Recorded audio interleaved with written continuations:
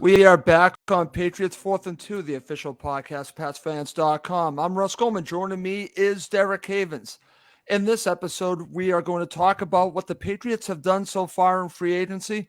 There have been signings, there have been releases, and the Patriots have also signed many of their own players. We're going to go through it in this next hour.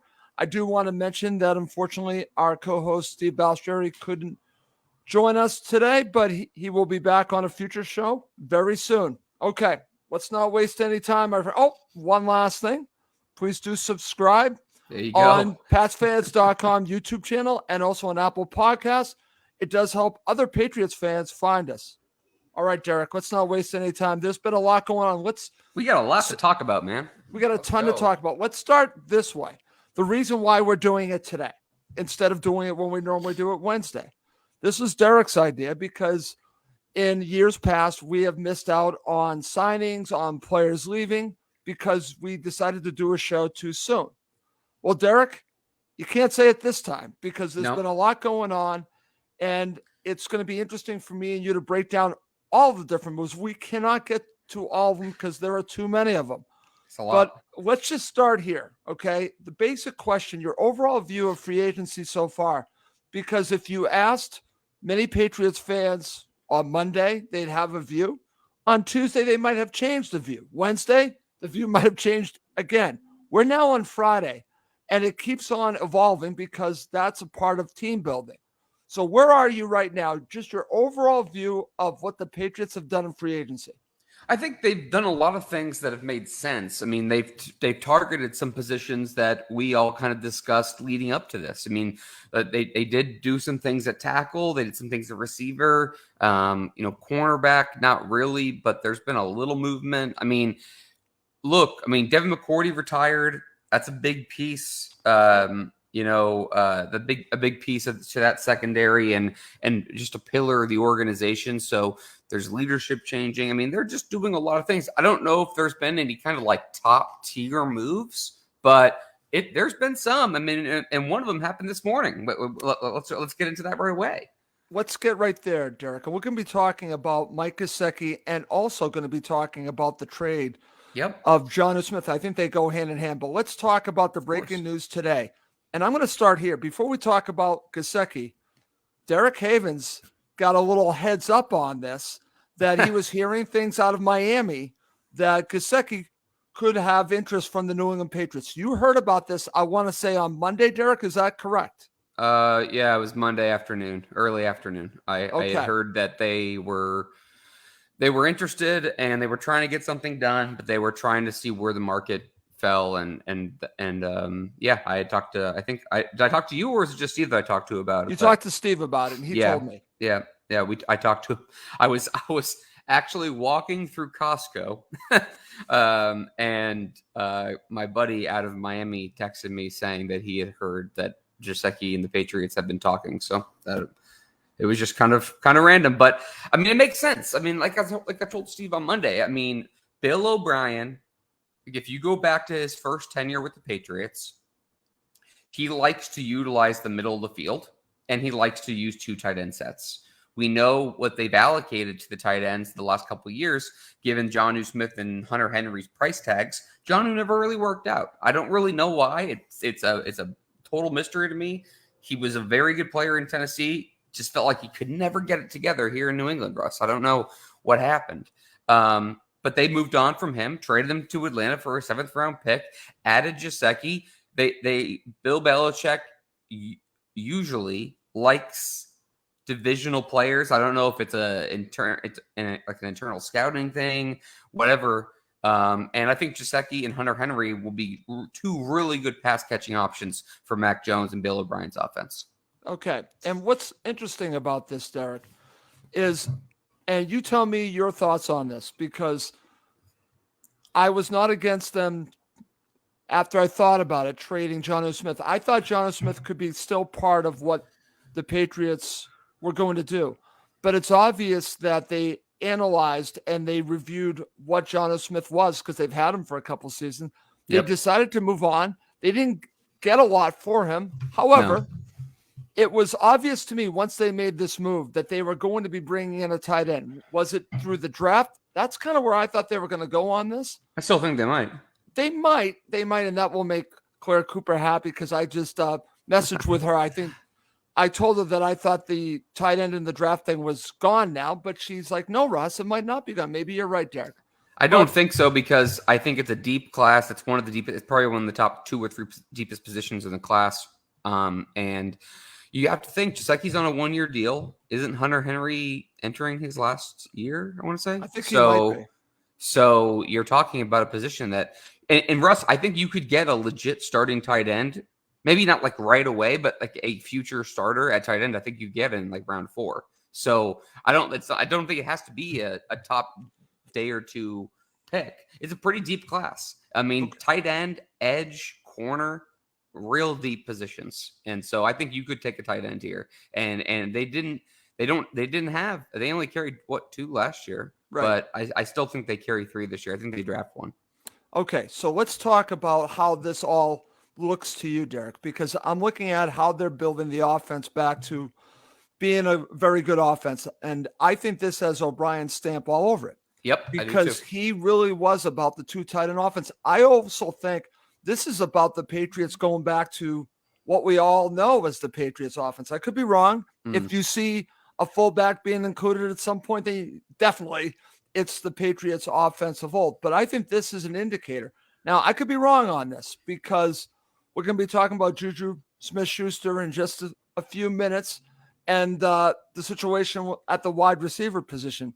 But when I saw this move, I'm thinking, okay, they're trying to go back to the Patriots offense being more about the tight ends rather than the players on the outside. They obviously have done this several times with the Patriots offense to basically get matchup nightmares for the defense. Yep. That's what I think that they thought they were going to get with JuJu Smith and Hunter Henry. It didn't work out that way. I'm telling you, Derek, I've watched a lot of Gesicki. It was a Patriots killer, but it was beyond that. I've watched him. This is a very good tight end. This is a different level tight end. This is an upgrade over JuJu Smith. So for me, this is an indicator that the Patriots are going to emphasize the tight ends. That'll make Claire very happy in the offense. I'm not saying that the wide receivers aren't as important.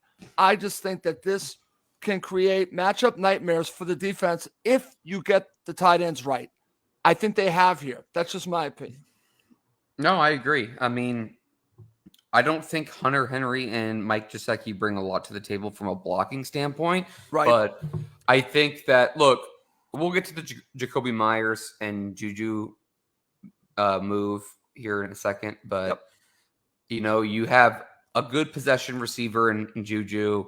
You have 2 good pass-catching tight ends. You have some speed with Tyquan Thornton. I think Devontae Parker, I don't think he's a full-time receiver. I think at this point in his career, I think he's a role player. I think you could use him on boundary catches. I think you can use him kind of like as a power forward kind of a move where he kind of, you know, can post up a little bit like in the red zone, things like that.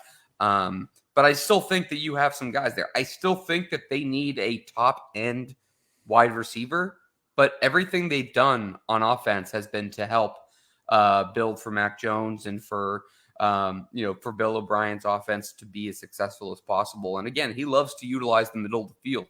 That's right. He's so JuJu, Hunter Henry, Mike Gesicki, these guys are to attack the middle of the field.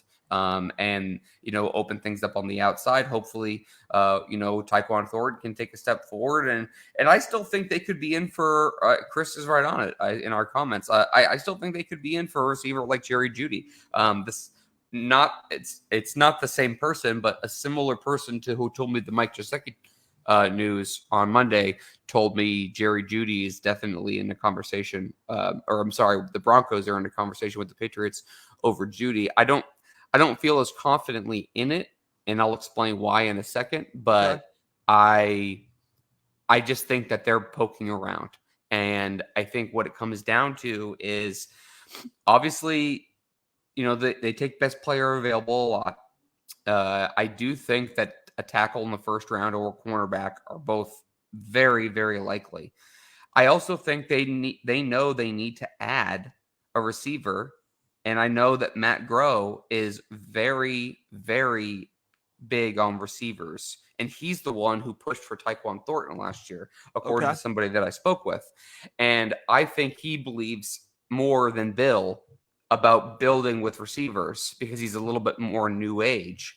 And I think Bill's coming around to that, but there's really not a good receiver value at 14. So they're either going to trade back or I think they're going to take a corner or tackle. But I do think that they are potentially in the market with Jerry Jeudy, but I don't know that for sure.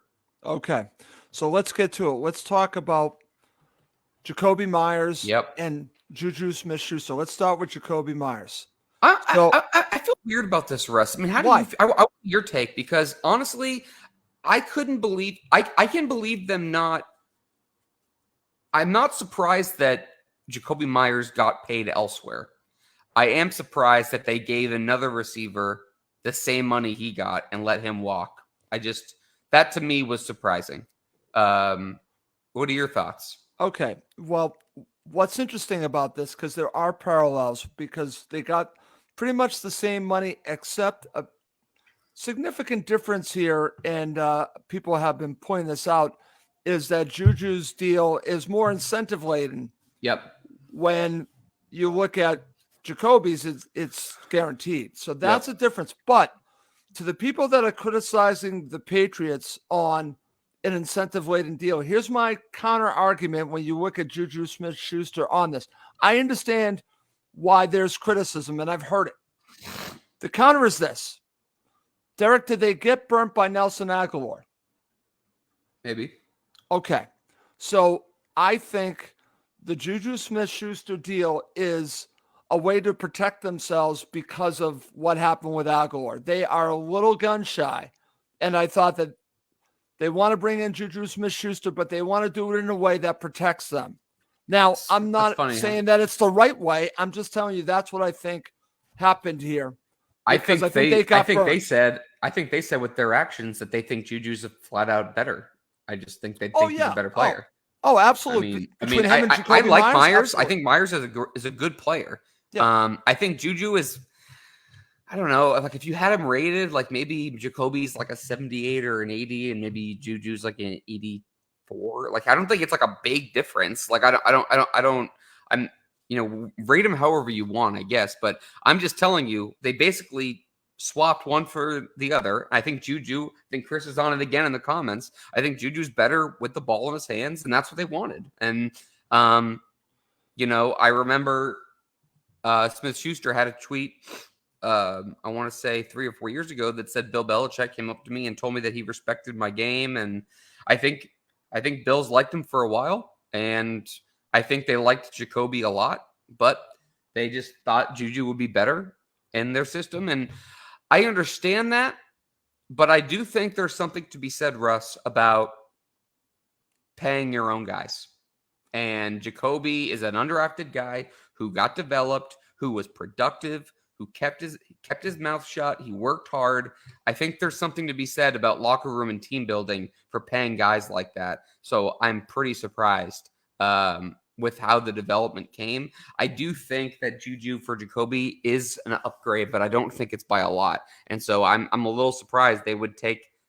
I don't want to say it's a risk, but you know what you're getting in Jakobi Meyers, and with JuJu, I think there's still a little bit of unknown stuff there. So okay, I'm going to give you a strange comparison, but I think it's viable here. Okay, and it involves a different position and 2 different players. Hey.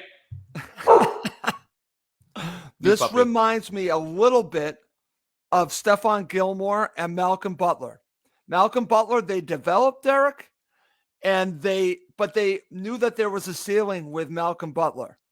There is more upside with the situation with JuJu Smith-Schuster. And for me, as Chris said, for me, it's all about yards after the catch. I think that this move to me was about that. It had a lot to do with the upside of JuJu Smith-Schuster and what they knew they already had with Jacoby, and that was limited. Yep. It was not going to change. I think you have the ability to get better with JuJu Smith-Schuster just with the yards after the catch. But I want to go back. I want to ask you this because I've heard a lot of talk about this. You've watched him carefully. I'm assuming you know a lot about JuJu Smith-Schuster. Yep. I've heard him described as a slot receiver. Yeah. Now, is he a slot receiver? He kind of is. I mean, he can play inside outside, but he has, he's a possession guy. So he's not the same kind of player, but he reminds me a little bit of Brandon Marshall. I don't know if you remember him from Yep, the I remember Broncos, Brandon Marshall. where he can play outside, he can play inside, but inside he's not like a super shifty Julian Edelman kind of player, but he's a player that can use his back against the corner, kind of use his body frame, you know, get a first down. I do think his yards after catch ability, his yak ability is better than Jacoby's. So I think that's what they see. They can see him catching a 9-yard pass and getting an extra, 10 yards with his ability to move. I think his athleticness has been limited a little bit the last 2 years because he had a shoulder and a knee injury. But I mean, he's still 26. He's right in the middle of his career. And I think he could definitely be a good fit here. So okay. So while we go through these moves by the Patriots, I want to go back and just focus on upgrade or not, Derek. Let's talk about tight end. Did the Patriots upgrade a tight end? Yes. Okay. I think Jonnu wasn't utilized, as good as he should have been here, but I can't figure out for the life of me why it didn't work. And for me, I think that, Hunter Henry, I think Hunter Henry paired with Gesicki, I think it's going to be a solid combo. I think I totally agree. I think it's an upgrade. They ditched. I think they gained $4 and change million they saved by trading Jonnu, and I don't care if it's for a second or a seventh. It doesn't matter. Nope. You got him off the books, and then you replaced him with what I think is a better player. So, I think that when you talk about, value add versus against, I think they upgraded the tight end. Okay, so now let's transition, go right back, and let's talk about the wide receiver position. We just were talking about Jakobi Meyers and JuJu Smith-Schuster. Derek, I know how you feel about Jakobi Meyers. Did they upgrade here? Yes, but I would say extremely slightly, and I don't feel as confident saying that because I know how Jakobi worked here. I know how much Mac liked him. We know he knew the system. I want to see. I need to see it a little bit more with JuJu versus Jakobi, but I do think they upgraded slightly there. Okay, and I'm going to share this comment that Chris just shared in 1 second because, Chris, I respectfully disagree with you. I don't want them to add another wide receiver, not at the level that you guys want. You guys want Jerry Jeudy. You guys want DeAndre Hopkins. I could give a flying fart about the names. I would love DeAndre Hopkins, but I've told people this for a while. Yep. I do not want to give a first or second round draft pick for any player. And I know that's the way I'm looking at it, Derek. I would give a second for Jerry Jeudy, would not give a first. I don't think he's that. I don't think he's A.J. Brown. I don't think he's that caliber yet. But I'm not giving up a first or second round draft pick for DeAndre Hopkins. I'm not there. Russ, I told Steve this, and I might have said this on the last show. I can't remember, but I feel the same way about DeAndre Hopkins that I felt about Cam Newton. The Patriots are not DeAndre Hopkins away from winning a Super Bowl. They don't need to trade for a 31. They don't need to trade for a 31-year-old wide receiver. They need to draft somebody in the first or second round that can, that can be a pillar here. They need to build, and you don't build with 31-year-old players. You just don't do it. Okay. I would take OBJ 100%, Chris. I would Chris. I'm a big ass no on that too. Yeah, I know that Russ and I will definitely disagree on that. Yeah, we definitely disagree because I can't stand these Devo wide receivers. I don't want one of them on the New England Patriots. I'm done with them. It started for me with Terry Glenn. Then I went to Randy Moss. I don't want these tool bag wide receivers. I'm sorry. I just don't want them. It's all about them. It's all about Stephon Diggs. It's all about Jefferson. I'm done with that. I want it to be about the quarterback, Derek. That's why I don't want one of these guys. You and I talked about this off We talked about it. Yeah. I want it to be about the quarterback and not about the wide receiver. When you bring in one of these wide receivers, it's about him, and I don't want it to be about him because I want the Patriots offense that we saw with Gronkowski. I want to see the offense we saw when Bill O'Brien was here last, when it was about the tight ends. Yeah. There's a chance for that. I think if you bring in one of these guys, then you are going to change what I think that they should not be changing. They should be going in the direction of this 2 tight end set where more to do with in the middle of the field. You can have your boundary wide receivers. You can bring in one. I have no issue with that. I just don't want one of these guys that it's about them and not about the team. That's how I feel about it. And I think it's about OBJ. It's about DeAndre Hopkins. It's about these guys, and I don't want it. That's yeah. No, I mean, I understand your point. I mean, I think you and I, we don't disagree as much as we probably think we do, but you know, I think we see it a little bit differently, but I can understand where you're coming from. I get the logistic behind it. So, you know, and the other thing I want to say is too, we have so much news, so much news to get through. So let's keep plowing through this. But, you know, I mean, the team adds James Robinson. Well, let's go there right now, Derek. Go ahead. Yeah, and I think that we all pretty much expected Damian Harris to not return, but I think this basically cements it. You know, he didn't get that much money. I think he got like 3 or 4 guaranteed, and he has a couple million extra in incentives.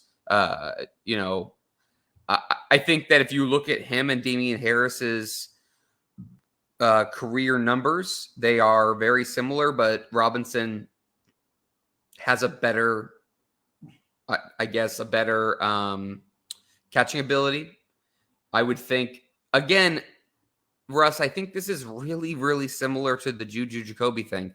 Okay. I think James Robinson is slightly better than Damian Harris, but I don't think it's by much. And at some point, again, are you going to pay your own guys? Maybe they just view him as that much better of a pass catcher, and they think that that's what they need to do to take a couple of touches off Stevenson, because if Stevenson gets another 300 touches again, like he did this year, right? You know, his career is going to be over in 4 years. I mean, it's going to be quick. I mean, you saw it with Le'Veon Bell. Le'Veon Bell was, I'm not saying that Stevenson's as good, but he's close to being that kind of a balanced of a player. Le'Veon Bell got 300 carries 4 or 5 years in the NFL and fell off a cliff. And I worry about that happening to Stevenson if they can't alleviate some pressure from him. Okay, excellent.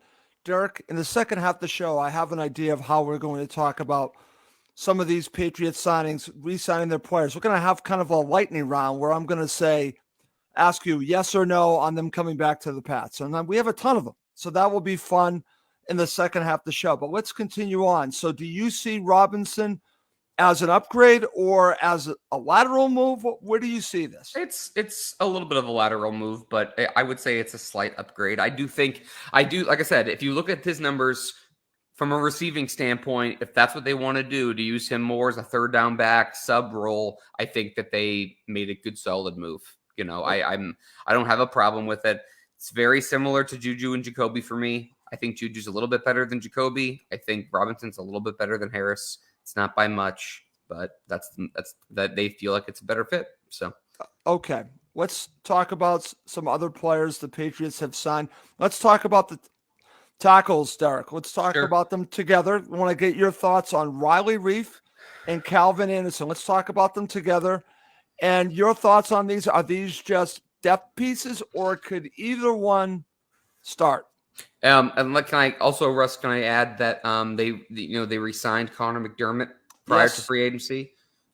So look, I think that they view Trent Brown as a starter at one of their tackle positions, but I'm sure that they are thinking that this is probably going to be his last year with the team. If I had to guess, again, total guess, I think that Calvin Anderson is a player that can play left or right side. He had 7 starts last year. I think he's an emergency option, probably not viewed as a starter. McDermott I thought was a solid at right tackle last year. He wasn't great, certainly had ups and downs, but they had a lot of problems at tackle. And I thought that Connor McDermott, given the situation, played pretty well. And then if you look at Riley Reif's a veteran option. Russ, I think this basically is what I would call an insurance policy. I think they want to take a tackle in the first or second round, but they are hedging their bets by saying they would like to upgrade, but they want to make sure that they have some veteran options that are versatile, that can play both sides in case they don't get who they want in the draft, depending on how the board falls. You took the words right out of my mouth because I was about to ask you, does this indicate to you that they're going to use their number one draft pick on a tackle if they can find the right tackle? I think they're going to go corner and tackle in the first 2 rounds. I've been saying that for a while, and I'll be shocked if they go in a different direction than corner and tackle right now. Okay. Talking about corner, Derek, we do have some news, and this is very interesting news. I'm curious your view on them releasing Jalen Mills. Now, Jalen Mills came into the Patriots really as a safety, and I was thinking, talking to our co-host Steve Balistrieri, he even said he could see Jalen Mills taking over the Devin McCourty role. Well, yeah, him and I talked about that on the phone the other day. Well, that's been blown up unless they bring him back at some point. What do you make of this release of Jalen Mills? I was surprised because, as Steve and I discussed yesterday, Jalen Mills' best year in as a pro was probably his last year in Philadelphia when he played safety. And if you look at their roster right now, Kyle Duggar, Adrian Phillips, Jabril Peppers, who they brought back, which I think was a great move. Yep. Joshua Bledsoe, who they drafted in the 6th round 2 years ago. A lot of those guys profile as strong safeties. And I thought Jalen Mills could play that center field role. And I guess they felt differently. So safety's another one on my mind where they do have guys who can play safety, but in that true center field role, I thought that Mills would move back there potentially. They could move Jonathan Jones back there, but I mean, I think cornerback right now is by far and away their biggest need. I mean, Jonathan Jones, Jack Jones, Marcus Jones, they tendered Miles Bryant. I mean, who you could also profile as a safety. I mean, I think cornerback right now, Russ, is screaming off the page for them. Okay. Excellent stuff there, Derek. All right. So coming up next, Derek and I are going to break down and give our thoughts on the players that have departed the Patriots and also the players that have re-signed with the Patriots. Okay, Derek, let's start here. Let's do a little rapid fire on both of them for the second half of the show. I'm going to give you some names, and we'll talk briefly about each one of them, and you say your thoughts if you're disappointed that they're gone, okay? Okay. We've already talked about Jalen Mills. We're going to first talk about departures. Let's now talk about the Patriots releasing Brian Hoyer. Thoughts on that? Thoughts are that a little surprised just because I think they trust Brian to do a lot of things, not necessarily on the field, but, kind of behind the scenes. I definitely think they could be drafting one or they could go a different veteran route, but, I don't believe they're going to go into the season, Russ, with just Mac Jones and Bailey Zappi. I think they'll be adding somebody else. Okay, interesting. Okay, let's talk about another interesting departure, Derek. Jake Bailey, the punter. Is this about the punter basically just running his mouth off and they just had enough? What are your thoughts about the situation with Jake Bailey? So Jake Bailey and Jack Jones were both suspended at the end of the year. Jack Jones was because of they were both, as far as I'm concerned, I don't know everything. I'm just saying from what I had heard, they were about that the team was pissed at both of them because of how they were handling rehab issues. The rumor, and this is not from someone from the team, this is just someone I know. Yeah. Told me that Jake Bailey and his agent thought it was BS and that the team was using it for a contractual situation because certain money would be guaranteed or not guaranteed. He would it basically cheaper for the team if he did something wrong. They thought it was BS, so the team and him were not on good terms. Jack Jones was really more of a that was just like they asked him to do something and he did it, but he just didn't do it the way they wanted to, which is why he got in trouble. Anyways, I digress. Jake Bailey, was really good 3 years ago. And for the last 2 years or a year Terrible. and a half, he's been terrible. I mean, it's been horrible. I mean, we're talking 30-yard punts. I mean, he was an all-pro 3 years ago.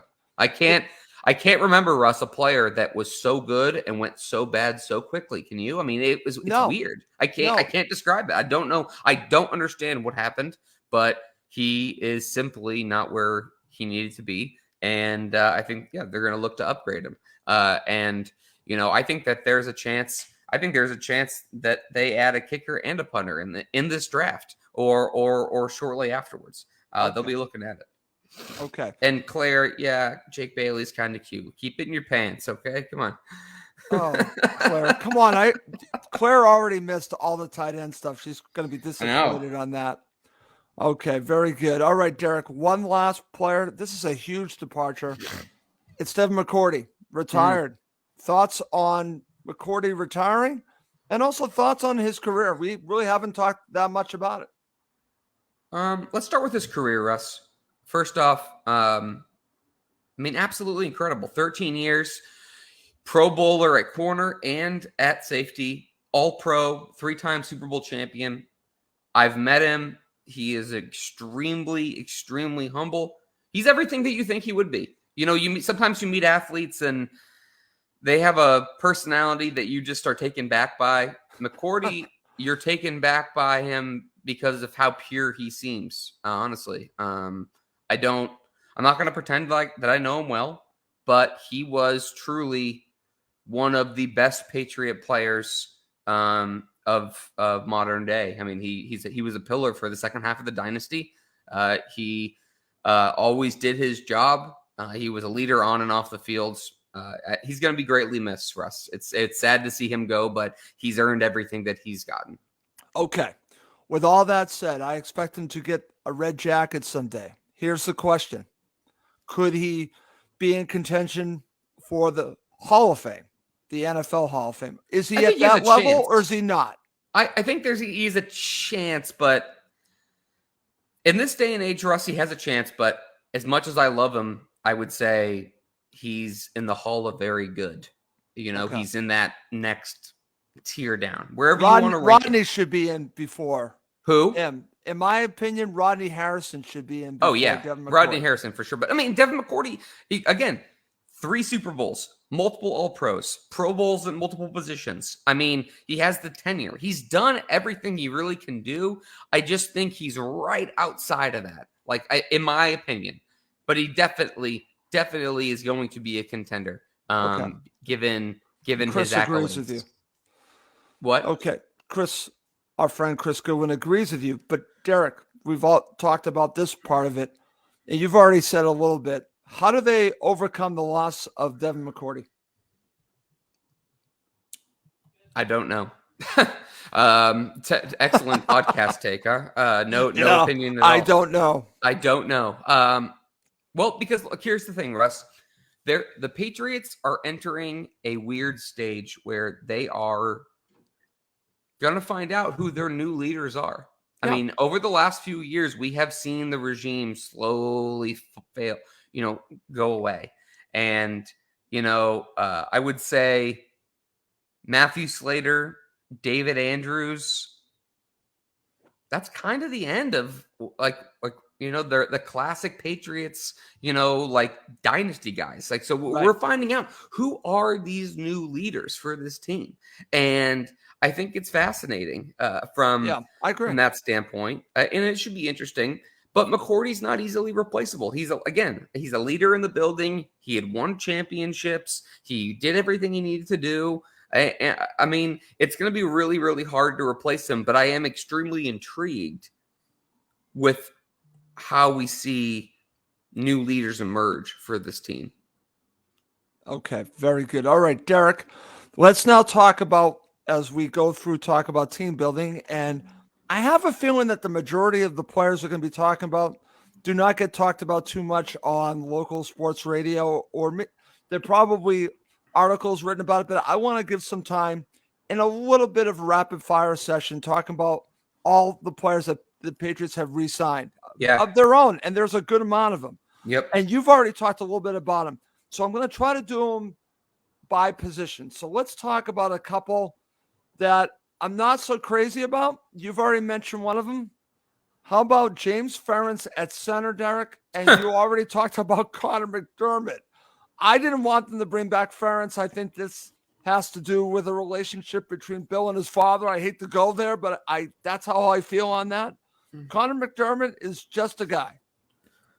Yeah, McDermott's a good, like I said, McDermott, I think, is a good depth piece to have. Ferentz, I would say, is a versatile depth piece. I never really understood it with Ferentz, and I think you hit the nail on the head. It's a lot to do with his father, Kirk. And no one's going to say that, but I'm going to say it now. I think it's basically fact. I mean, there's Ferentz has, you don't normally see in the NFL backup offensive linemen that last as long as he does. Usually people kind of cycle through them. If you're not a starter, and he's not, there's a lot more rotation there. I think it's because of Bill's relationship with him. I don't think it's anything against him. I'm just telling you, that's my opinion as well. So we're on the same mindset on that. Okay. Let's talk about a Patriots Hall of Famer someday. Maybe he is an NFL Hall of Famer. Let's talk about Matthew Slater. I was a little surprised he wanted to come back.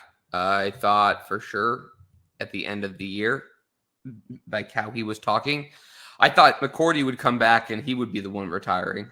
Slater, right? Slater's back for another year. It's great to see, that position. I left him out a second ago when I'm talking about, old regime captains, but he's one of them. I know Bill has a great deal of respect for him, and I know a lot of people do. And so it's great to have him back. But I think him mentoring Brendan Schooler, I think, is important. Right. I think he probably will stay, but I would put it at maybe 10%, Russ, that he retires in training camp. Like, I could see that. Interesting. I mean, we can't close the door on that, right? I mean, he's played a long time. So would we be shocked if I would be a little surprised if he did that, because I think that he understands what he's committing to, but I would put it at a small percentage that he does walk away still in the summer. Okay. Derek, let's talk about Joe Cardona. Re-signed the long snapper. Yep. I know this is not sexy talk, but No, it's someone that is actually dependable. And your thoughts on them re-signing Joe Cardona? Yeah, I mean, another good, solid player who does his job well, and you rarely see him make any hiccups. It's not sexy. It's not a big time position, but he's back, and I think you should be happy about that. Okay, let's talk about two cornerbacks. I have views differently on each one of them. I'm going to give them to you together. You ready? Mm-hmm. Jonathan Jones, I'm for. Miles Bryant, I'm against. I don't get that one. Your thoughts? I want to know what pictures he has of Linda that Bill is keeping him around for, because I don't get how he can still be on the roster. I don't get it. He's small. He's athletic, but he's not like a crazy athlete. He can play multiple positions, but not well. I mean, he doesn't do anything really well, in my opinion. I think I don't understand the obsession of it, but Bill loves him. Bill loves Miles Bryant, and I don't understand it. Jonathan Jones, interesting with him, Derek. I was speaking to our co-host about this. Could it possibly be him being the replacement for Devin McCourty? Possibly. I don't think it will be that way, but I definitely could see it. He has the versatility and the speed to play free safety. I think that it would help utilize his ball skills. Last year, I thought helped his value on the open market. I was surprised that he came back at $9 million a year. I thought he was going to get closer to 15 a year, given what the market is for quarterbacks. I know he wasn't great last year outside, but he showed that he can play outside, and he's been really good in the slot and with speedier receivers. I thought he did a lot to help himself. I thought he came back at a very modest price. And I would put it at probably like a 15 or 20% chance he plays safety. And as Joel Shapiro writes in, Miles hits hard, but that's it. And I agree. He does hit hard. He it's not like he has no value. I'm obviously being a little bit tongue in cheek, but he has not played well in a lot of big spots, and Right. I'm surprised that he's worked his way in. But Bill believes in him, so maybe he'll turn a corner. I don't know. Okay. Derek, this is going to lead us to talk about, I think, the best re-signing that the Patriots have made. I think you might agree with me on this. It's Jabril Peppers. I think this has been a find. I'll put him potentially, he could turn out to be on the level, and this would be huge if he wasn't. And I know I'm probably going a little bit high on him, becoming a Mike Vrabel type, meaning being a player that was overlooked, came into a new situation, and became a pillar. He has that potential, Derek. I think Jabril Peppers has a lot to offer the Patriots still. 100%. I loved the re-signing. Huge for the team. People don't talk enough about how well he played in the second half of last year. Excellent. He was excellent. Everything he did was right, and they can play him in the box. They can match him up with tight ends. They can have him spy quarterbacks. They can have him spy running backs out of the backfield. I love everything that Jabril Peppers brought to the table last year. Thought it was tremendously important, and I think his versatility will be extremely valuable for the team moving forward. I really, really like the signing, Russ. I'm 100% with you.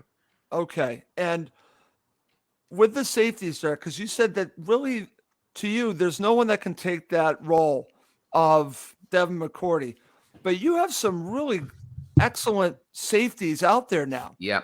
And let's just talk about that for just a second, then we'll move on because we have several other players I want to talk about. But I've heard a lot of criticism of this one player at safety, and I want to get your thoughts on. And it comes from Greg Bedard, who thinks he's overrated. I'm just going to say it. Every time I've heard him talk about it, he doesn't think that he's that great, that we're making too much of him. Who's this? That's Kyle Duggar. Oh, I disagree. I think Kyle Duggar is a very good player. I don't think he's great, but I think he's a very good player, and I think that he should be one of your pillars of this team moving forward. Some people have talked about Kyle Duggar potentially playing free safety instead of strong safety because they have other strong safeties. I do think I would like to see Kyle Duggar's athleticism and ball skills. I would like to see that in the free safety role. I do think that you could be misutilizing him a little bit because I do think he's so good in the box, but I don't know. I think Kyle Duggar is a very good player. So Okay. I didn't hear Greg's comments on it, but I would disagree. Okay. So let's now focus on two linebackers. Very interesting on both of them. They bring back Mack Wilson and Raekwon McMillan. What are your thoughts on both of the linebackers? I think Raekwon McMillan is a tease. He's a player that you're intrigued with, and I think obviously the coaching staff likes, but he can't stay on the field. I mean, he just hasn't been able to do that. So I am putting literally no stock into Raekwon McMillan because I can't trust that he's actually going to play. Mack Wilson, I think, is a fine depth piece, good special teamer, decent versatility, but I think they have linebackers that play, or I think they have safeties that play linebacker better than he does. Jabril Peppers, Duggar, Phillips, I think are all better players. So he's a good depth piece, good special teamer, Russ. That's it. Okay, very good. And it's funny what our friend Chris Goodwin, who's maybe not that familiar with Greg Bedard, and I'll just leave it at that. Who's this Greg dude? Does he even watch football? I question that at times as well. I'm just going to say that. Just my personal thing. And Claire's saying long snappers can be sexy too. Yeah. So, yeah. Okay, very good. All right, Derek, we have a few more that I want to talk about. So let's talk about Carl Davis. I know Steve has always been high on him. What are your thoughts? I think he's a good, solid defensive lineman, rotational piece, good depth guy. I don't think he should necessarily be a starter, but he's certainly someone that I think they're comfortable with, and I thought it was a good sign to bring him back. Okay. Thoughts on Daniel Ekuale? Equale. Equale. That's a Goldman for you. No, it's okay. I think he has shown to be a very promising interior pass rusher. And I thought that, again, he's a rotational guy. He's not a starter. I think he's one of those players, Russ, where, less is more, where, you'd rather give him 30 snaps than 40 snaps. It's like you want to let him in half the time. Obvious pass rush situations. He's shown good push inside, and I think that will be his secret sauce to make it a long time in this league. All right. Good stuff, Derek. Listen, to finish up the show, we actually did this in really good timing. We did. I still have a lot to talk about with you, though. So let's do it this way. We've looked at what they've done so far, and I think that's great. I think you've done an excellent job of breaking down the players. Went through a lot of names. Yep. Let's do this. What's your wish list moving forward for free agency? And then what are you looking towards the draft? Let's start with free agency first. What do you want them to do now? I'm really bummed they didn't get a big-time veteran tackle. Okay. That market has come and gone. I'm really happy they were out on Orlando Brown because I just don't really get it with him. I wanted McGlinchey. I liked Caleb McGarry. Both I would have been in for. But you know what? They went a different route, so we'll see what happens. Right now, Russ, I'm looking at them trading for a receiver potentially. I don't think that's going to happen, but I definitely think they need to add a veteran corner, especially with the Jalen Mills release. I think corner is their biggest need right now on their roster. And so the fact they're releasing Jalen Mills tells me, I know they're not dumb. Like Marcus Jones, Jack Jones, John Jones. Okay. You need more than that. So I'm going to give you a name, Derek. Do you think they're in on Darius Slay? Well, I thought they would be, but he's going back to the Eagles. So I didn't see that. So there you go. Yeah, so he's gonna be staying with Philadelphia. Okay. When the news broke, Russ, that he was out, I was like, this is it. They always go after these big cornerbacks. This is the guy they can get. I was all in for it. But no, Darius Slay's going back to Philadelphia. They already resolved that situation. Okay. So is there another cornerback you want them to target? I don't know off the top of my head. I'd have to look at the list. I really don't know. But I just think they need to add at least one or two veterans. I mean, they don't have enough on the roster right now. So, I mean, they need to draft a cornerback right now in the first 2 rounds. It's really deep. There's a lot of good players. Unfortunately, they probably won't get my favorite corner, which is Christian Gonzalez out of Oregon, who is just tremendous. I think he's locked, stocked, and barreled for Philadelphia at 10. I'd bet a mortgage payment on it right now, honestly. But I do think that they're in a position to draft one of the 2 or 3 best corners in this class coming out if they want to go that route. They might have a chance at tackle, but if you look at the teams above them, there's a lot of they're picking 14. And I know I'm kind of digressing, Russ, so I apologize. Right. But they're picking 14. There's going to be 4 quarterbacks taken in before them, okay? So if you have 13 total players that are going to go before the Patriots pick, 4 of them are going to be quarterbacks, probably no receivers, probably 3 tackles, probably 1 corner. I think I just think they have a better chance of taking a corner than a tackle at 14, but I do think those are the top 2 right now.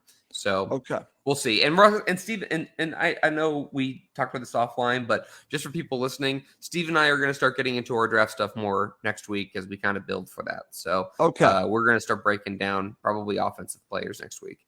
Okay. Now I've told you this, and I'm just going to throw this out there. Anyone that knows me knows I'm not big on wide receivers, but I will give you one, and I've mentioned this on the show. I'll mention it again. Someone that I think is a perfect fit. The only reason why I mention this is that the Boston Herald did their mock draft in the 3rd round. They had the Patriots taking Marvin Mims from Oklahoma. And it's just a player that I've watched a great deal. And I'm just telling you, it's someone that can go deep, someone that can go over the middle, someone that just catches everything that's thrown to him. If you're paying attention, folks, this is Russ advocating for a wide receiver when he vehemently disagrees with him adding a wide receiver in almost any other way. But it's but because his daughter goes to Oklahoma, Mims is open. That's why. Mims is open. Mims is open. Mims is the exception to the rule, Derek. The exception to the rule. All right. Because you're making it up as you go. That's fine with me. All right, Derek. Before we wrap up this show, so let's do this because I know everyone likes to do this. It's very early on. Yep. Give them a grade so far. B. I think they've made some good solid moves. I like the depth moves. They haven't blown me out of the water with anything. I think I would like. There's plenty of things I wish they had done differently, but I think what they've done so far has made a lot of sense. The James Robinson move, the tackle moves. I think JuJu was a very good addition. My biggest question mark for me, my biggest, just let me do it this way. My biggest disappointment. All right, Claire, I'll talk to you. Hey, Claire, if you're since you're obviously listening, please DM me your 4 or 5 favorite tight ends in this class and have you seen the LSU kids? The LSU kid, I think, is a Schoonmaker. I think he's kind of interesting as a late, a day 3 pick. But anyways, so Russ, I would say this. I'm disappointed they didn't go after a big time tackle because I thought that would be a nice splash move. But I really like the Gesicki signing. I love the Gesicki. I think Gesicki and JuJu are really 2 good pieces. And Robinson's a good compliment. I like what they've done. I still have my biggest question is why they didn't go after a big time tackle, and I'm questioning cornerback right now. It just doesn't make any sense. So those are my biggest 2 question marks. Okay, now I think B is a fair grade right now, Derek. But B minus. Yep. What do you say to Patriots fans in the media here that have been extremely critical of what the Patriots have done so far because the moves haven't been what they think, and I've heard this on many radio shows, not just one, on several, goes back to what Robert Kraft sent the season ticket holders that gave the impression that the Patriots were going to go big time in free agency, and it really hasn't. It's been kind of status quo. It's been status quo, Derek, which is fine for me. I'm fine with what they've done. I'm just saying, what do you say to them that is it because they didn't bring in that big name? Is that what this is? What are your thoughts? Well, let's be honest. I mean, the Boston media, all they want to do is bitch. I mean, all they want to do is complain. No. So they're not gonna. Yeah, I'm not breaking any friggin' state secrets here. So this isn't. Let's be honest. But I would say, I think people were expecting bigger splash moves because of how Robert and Jonathan Kraft have been a little bit more critical of where the team has been. But I would say this, it's March 17th. Yeah. There's free agency just started. Okay. There's trades, there's the draft. There's a lot going on. We have 6 months for the season to start. Okay. So there's a lot of time for them to make big moves. Okay. I think people just need to settle down a little bit. It's not going to happen overnight. You need 2 to tango. As Joel says, that doesn't sound like the Boston media. Exactly. And thank you, Chris. It starts in September, not March. That's what I'm talking about. Good stuff there, Jack. I'm going to just share a topic that is on my screen as we speak. I'm watching, as we're talking, some sports radio show. Here's the topic, Derek. So this is what they're doing compared to what you and I just did for the past hour. Here's the topic on my screen. Is Lamar Jackson one of the only people who can save the Patriots offseason? That's the topic. If the Patriots don't get Lamar Jackson or DeAndre Hopkins, I think Patriots fans are going to start just hurling themselves off the Prudential. I would put the Lamar Jackson percentage at 1%. That's where I would put it. I just don't see them doing that. No, neither do I, Derek. And look, the rumor back in the draft when they drafted N'Keal Harry a couple of years Yeah. ago. When was that? 2018, 2019. The rumor was that Josh McDaniels loved Lamar Jackson and wanted a mobile quarterback and thought he was the guy, and that Bill didn't like that style of player. No, I don't. I think Bill respects Lamar. I mean, I there's think he does a great deal. But Jesus Christ. But it's just about my work phone is just blowing up. That's right okay, now. Derek. For like 45 minutes, up. all the That's phone okay. is just constantly ringing. That's so okay. We're gonna finish wrap up this right up now. soon. Don't worry about it. But I think Bill respects Lamar, but I don't think he I just don't think that's what he envisions. And 2 first-round draft picks. No way. Giving him all the guaranteed money that he wants. No way. You're changing everything for him. I just don't see that happening. I wouldn't totally say 0%, but I would put it at close to 1%. I just don't see that. I think what they're going to do and what they should do is get a better offensive system in place, which they already did with Bill O'Brien. Yep. I think they should upgrade the talent level around Mac Jones. Yep. And they should see if he can figure it out. If he exactly, can, Derek. great. It's what you and I have talked about. No, you and I have said from the beginning. I'm sorry, I don't mean to cut in here. No, that for do. us, it's about the quarterback. It's about knowing if you have the quarterback. This goes back to my argument why I don't want the DeAndre Hopkins. I think that doesn't tell us if they bring him in if Mac Jones is the guy. I want him to establish that he's the guy or if he's not the guy. And my whole thing is, Russ, and we don't have to have the same argument that we had last week, but my whole thing is that I want to put Mac Jones in the best possible situation. And I want to see and I want to build the talent around him. Okay. And I want to see if he can elevate to the level where he needs to go to. And if he doesn't, I want the next quarterback to be in the best position possible. So both can work.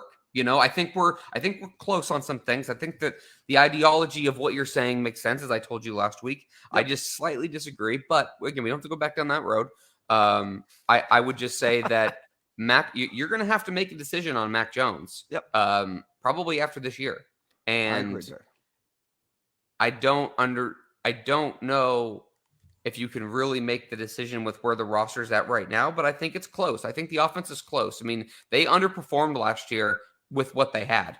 Right. So I want to see how they, kind of come around, because I really like the idea of Kendrick Bourne and this Bill O'Brien offense. So do I. Really like that. And if you're telling me you got Kendrick Bourne, Tyquan Thornton, JuJu Smith-Schuster, Mike Gesicki, Hunter Henry, Ramondre Stevenson, James Robinson, you should be okay. I'm not telling you that you're setting the world on fire, but those are pretty solid players in my opinion. My point, Derek. My point, and I'm glad that you brought up Kendrick Bourne, and then we're going to wrap this up. I think Kendrick Bourne is going to have a huge bounce back season because you are getting rid of the guy that pretty much did not want him to play for him, and that's Matt Patricia. You take him out of the equation, and I think you bring in an offensive coordinator who can take and get the most out of him. I think we're going to see the best of Kendrick Bourne. Anyways, listen, great show, my friend. Great show. We do have to wrap this up. Before we go, as always, please do subscribe on YouTube to the PatsFans.com YouTube channel, and also give us a review on Apple Podcasts. I will tell you that I'm going to be taking a break from Patriots 4th and 2 because Derek and Steve go through their draft stuff in such a great way. They don't need me for that. They do it well without me. I need to get out of the way. So you're going to be hearing a lot and seeing a lot from Steve and Derek in the upcoming months. And I look forward to listening and watching their commentary because they do an excellent job. Anyway, I would just say this, Russ, too, for the listeners. For anyone following me on Twitter at Patriots Haven, please, if you have any draft topics that you want us to discuss in more detail, let us know. Yep. I mean, we're going to go through. Steve and I, the last few years, have gone through, the positions. We usually kind of talk about guys that are going to go day 1, day 2, day 3. We kind of go through that. If there's anything that you guys want us to specifically talk about, shoot me a message, shoot me a tweet, and we can go from there. We're going to have a good time going through it. I love the team building process. And, Russ will be in and out, I'm sure. Hopefully, I'll still be in hopefully he's in, but No, I'll still be in and around. It's just that Steve and Derek do such a good job. I just feel kind of like the third wheel when we get to talking about draft stuff because I'm just not doing my homework. I don't want to do a show where I'm not really as invested as these guys are, because these guys are, I think, the best out of any other podcast talking Patriots about the draft. It's Steve and Derek. So I'm getting out of the way of that. I'm going to let them do their thing. Anyways, thank you, Russ. You're welcome. Well, that's going to do it for this episode of Patriots 4th and 2. My name is Russ Goldman. He is Derek Havens. As always, thank you so much for listening to Patriots 4th and 2. God, I butchered the end. Thank you for listening to Patriots 4th and 2. And we will be back soon.